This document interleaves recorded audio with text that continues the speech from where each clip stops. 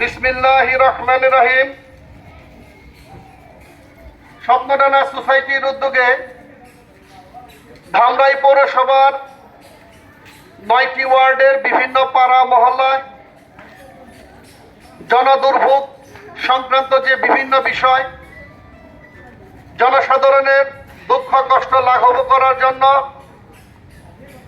তাদের মৌলিক মানবিক যে বিভিন্ন বিষয় থাকে, রাস্তাঘাট, ড্রেনেজ ব্যবস্থা থেকে শুরু করে বর্তমান সময়ের প্রেক্ষাপট অনুযায়ী ধামরাই পৌরসভায় জনগুরুত্বপূর্ণ যে বিভিন্ন ইস্যু আছে, তার ভিতরে অন্যতম একটি গুরুত্বপূর্ণ ইস্যু হচ্ছে রাস্তাঘাটের অনুন্নয়ন, অবহেলা, জরাজীর্ণ অবস্থা।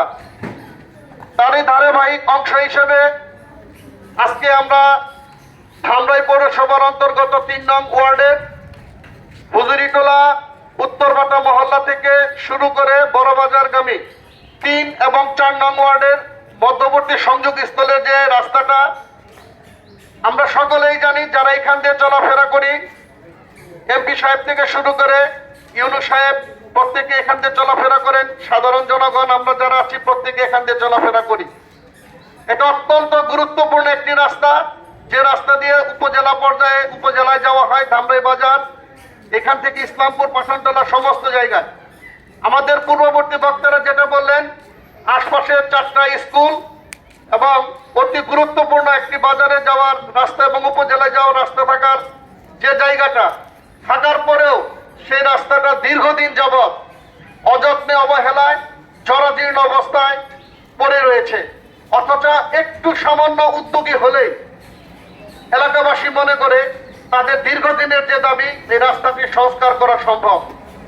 আমাদের সাধারণ জনগণের পক্ষ থেকে প্রশ্ন হচ্ছে, যদি আমরা পৌরসভার নাগরিক হয়ে থাকি, আমরা যদি পৌরসভায় নিয়মিত আমাদের পৌর কর ট্যাক্স পে করে থাকি, আমাদের ট্যাক্সের পয়সায় উন্নয়ন কেন হবে না?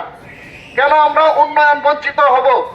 আমরা তো কোনো ট্যাক্স থেকে শুরু করে কোনো কিছুই আমাদের উপর যেটা ধার্য করা হয় সেটা দেই না, এমন কোনো ট্যাক্স নেই।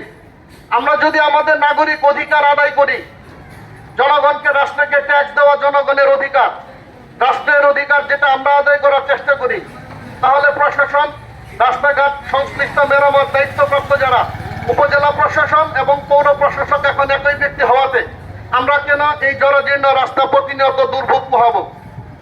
সাধারণ জনগণের পক্ষ থেকে এটাই হচ্ছে প্রশ্ন।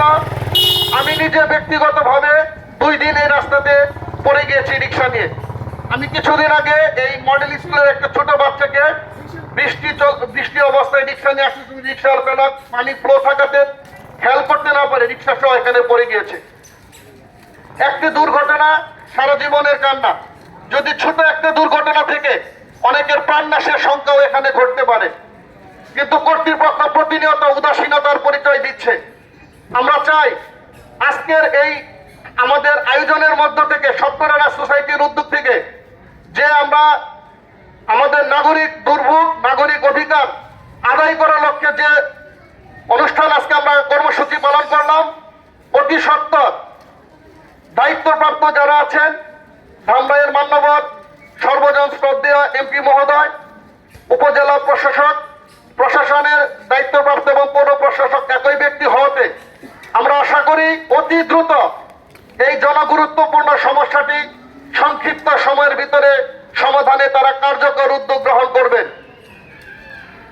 আমাদের পক্ষ থেকে তাদের কাছে অতি সত্বর আমাদের দাবি দেওয়া সম্বলিত যে বিষয়, সেটা আমরা জানিয়ে দেব।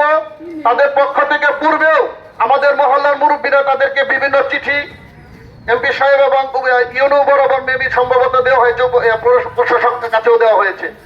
বারবার দেওয়ার পরেও তারা কোনো কার্যকর পদক্ষেপ কেন গ্রহণ করছে না, এটাই আমরা জানতে চাই। আমি আমার বক্তব্য সংক্ষিপ্ত করছি। আশা করি অতি দ্রুত পৌর কর্তৃপক্ষ যথাযথ দায়িত্ব গ্রহণ এবং এই কাজ সমাধানের আশ্বাস প্রদান করবে। আসসালামু আলাইকুম।